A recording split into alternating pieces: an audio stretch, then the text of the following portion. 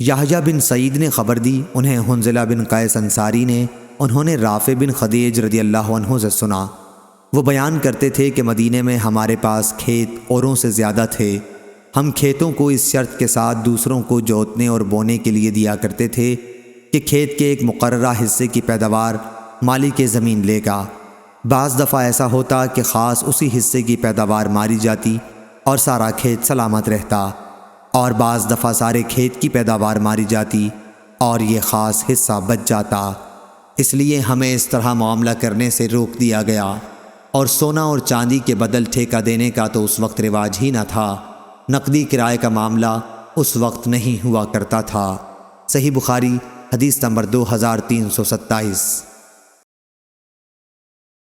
عبداللہ بن عمر رضی اللہ عنہ نے خبر دی کہ رسول اللہ صلی اللہ علیہ وسلم نے خیبر کے یہودیوں سے وہاں کی زمین میں پھل، کھیتی اور جو بھی پیداوار ہو اس کے آدھے حصے پر معاملہ کیا تھا۔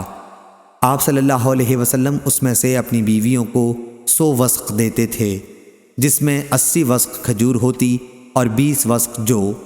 پھر حضرت عمر رضی اللہ عنہ نے اپنے عہد خلافت میں جب خیبر کی زمین تقسیم کی تو ازواج مطہرات کو آپ نے اس کا اختیار دیا کہ اگر وہ چاہیں تو انہیں بھی وہاں کا پانی اور قطع زمین دے دیا جائے، یا وہی پہلی صورت باقی رکھی جائے۔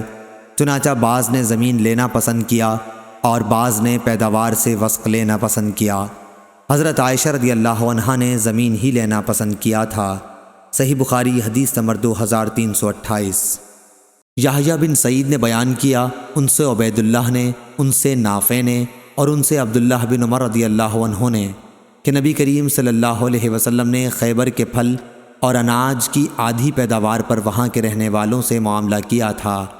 صحیح بخاری حدیث نمبر 2329۔ عمرو بن دینار نے کہا کہ میں نے طاؤس سے عرض کیا، کاش آپ بٹائی کا معاملہ چھوڑ دیتے، کیونکہ ان لوگوں رافع بن خدیج اور جابر بن عبداللہ رضی اللہ عنہم وغیرہ کا کہنا ہے نبی کریم صلی اللہ علیہ وسلم نے اس سے منع فرمایا ہے۔ اس پر طاؤس نے کہا کہ میں تو لوگوں کو زمین دیتا ہوں اور ان کا فائدہ کرتا ہوں، اور صحابہ رضی اللہ عنہم میں جو بڑے عالم تھے انہوں نے مجھے خبر دی ہے، آپ کی مراد ابن عباس رضی اللہ عنہ سے تھی، کہ نبی کریم صلی اللہ علیہ وسلم نے اس سے نہیں روکا، بلکہ آپ نے صرف یہ فرمایا تھا کہ اگر کوئی شخص اپنے بھائی کو اپنی زمین مفت دے دے تو یہ اس سے بہتر ہے کہ اس کا محصول لے۔ صحیح بخاری حدیث نمبر 2330۔ عبید اللہ نے خبر دی، انہیں نافع نے اور ان سے عبداللہ بن عمر رضی اللہ عنہ نے بیان کیا کہ رسول اللہ صلی اللہ علیہ وسلم نے خیبر کی زمین یہودیوں کو اس شرط پر سونپی تھی کہ اس میں محنت کریں اور جوتیں بوئیں اور اس کی پیداوار کا آدھا حصہ لیں۔ صحیح بخاری حدیث نمبر 2331۔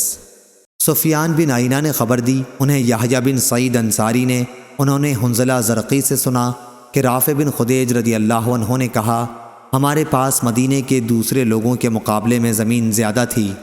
ہمارے یہاں طریقہ یہ تھا کہ جب زمین بصورت جنس کرائے پر دیتے تو یہ شرط لگا دیتے کہ اس حصے کی پیداوار تو میری رہے گی اور اس حصے کی تمہاری رہے گی۔ پھر کبھی ایسا ہوتا کہ ایک حصے کی پیداوار خوب ہوتی اور دوسرے کی نہ ہوتی، اس لیے نبی کریم صلی اللہ علیہ وسلم نے لوگوں کو اس طرح معاملہ کرنے سے منع فرما دیا۔ صحیح بخاری حدیث نمبر 2332۔